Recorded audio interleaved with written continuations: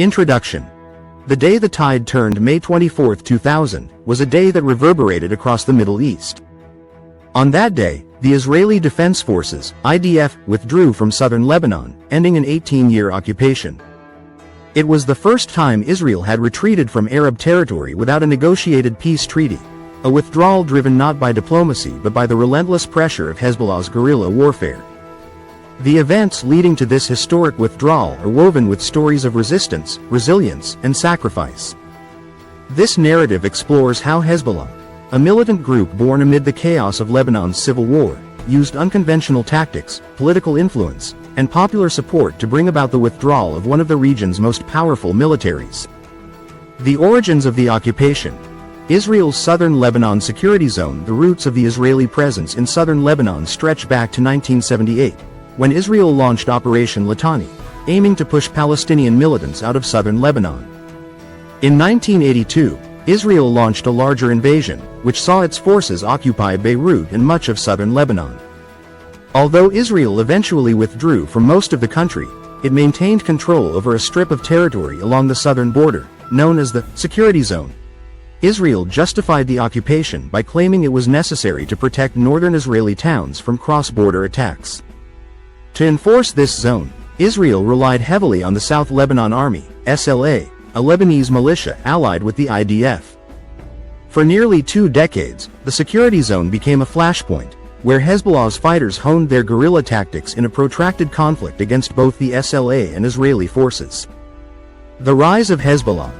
Resistance as a way of life. Hezbollah's roots can be traced to the early 1980s, when Iranian-backed Shia militants began organizing to resist Israel's occupation. Inspired by the Iranian Revolution, Hezbollah combined religious ideology with military discipline, attracting fighters motivated by a mix of faith, nationalism, and anti-Israeli sentiment. Throughout the 1980s and 1990s, Hezbollah's fighters waged a relentless guerrilla war against the IDF and the SLA. They carried out ambushes, planted roadside bombs, and launched raids, all while operating in small, decentralized units that were difficult to track or destroy. By the mid-1990s, Hezbollah had gained significant momentum, becoming a symbol of resistance not only for Lebanese Shia but also for many across the Arab world. The turning point. Escalation in the 1990s. The 1990s marked a critical period in the conflict between Hezbollah and Israel. Despite Israel's military superiority, Hezbollah's tactics began to take a toll on the IDF and SLA forces operating in the security zone. In 1996, during Operation Grapes of Wrath, Israel launched a massive air and artillery campaign against Hezbollah targets, but the conflict ended without achieving any lasting peace. Hezbollah's ability to withstand Israel's military pressure while continuing its attacks bolstered its reputation as an effective resistance movement. Its fighters ambushed patrols, captured soldiers, and fired rockets into northern Israel, keeping constant pressure on the IDF. Hezbollah's media arm, Al-Manar TV, also played a key role by broadcasting footage of operations, shaping the narrative of resistance, and demoralizing both Israeli forces and the SLA. Resolution 425 and the shift in Israeli policy. Since 1978, UN Resolution 425 had called for Israel's withdrawal from Lebanese territory. For years, Israel ignored the resolution, viewing its security zone as essential to preventing attacks. However, by the late 1990s, public opinion in Israel began to shift. The ongoing conflict in southern Lebanon had become increasingly unpopular within Israel, where many citizens questioned the value of maintaining the occupation. The growing number of casualties among Israeli soldiers, many of whom were killed in Hezbollah's ambushes, fueled public anger and protests.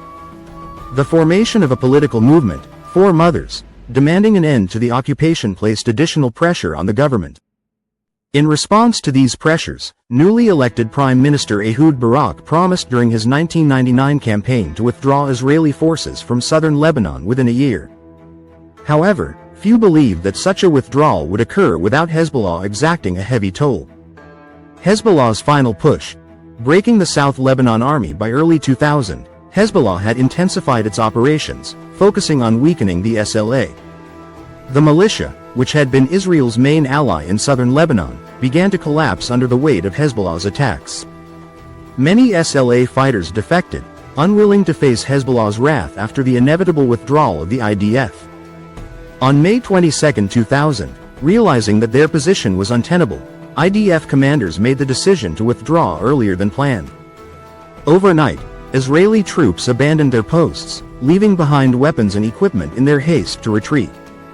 Hezbollah fighters swiftly filled the vacuum, capturing key positions and raising their flags over former SLA strongholds. The moment of victory, May 24, 2000. As news of the Israeli withdrawal spread, scenes of jubilation erupted across Lebanon.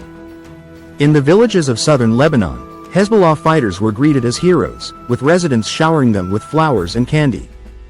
For Hezbollah, the withdrawal was framed not just as a military victory but as proof that resistance could triumph over occupation.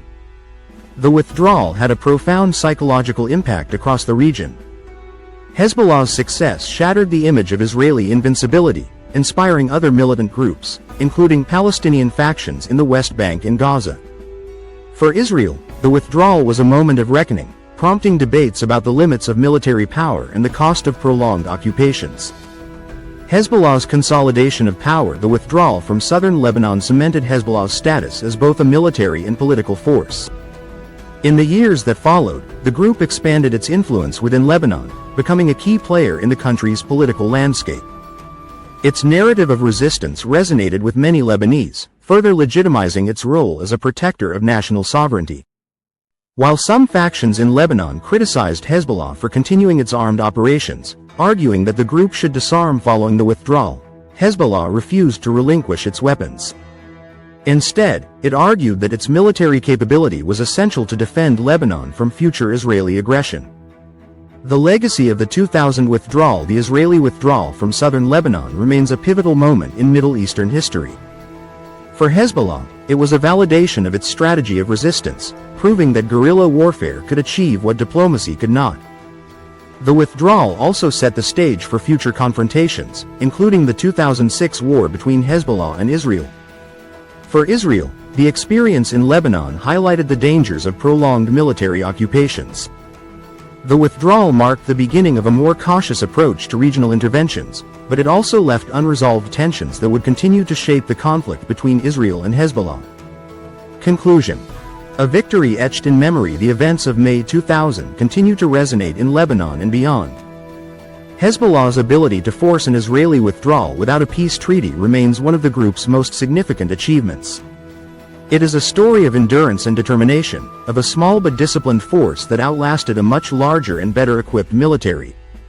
Hezbollah's narrative of resistance, forged in the hills and villages of southern Lebanon, remains central to its identity. And while the withdrawal was a victory for Hezbollah, it was also a reminder that the struggle for power and influence in the Middle East is far from over. The legacy of the 2000 withdrawal is a testament to the power of persistence, and a warning that in the volatile world of the Middle East, no conflict is ever truly resolved.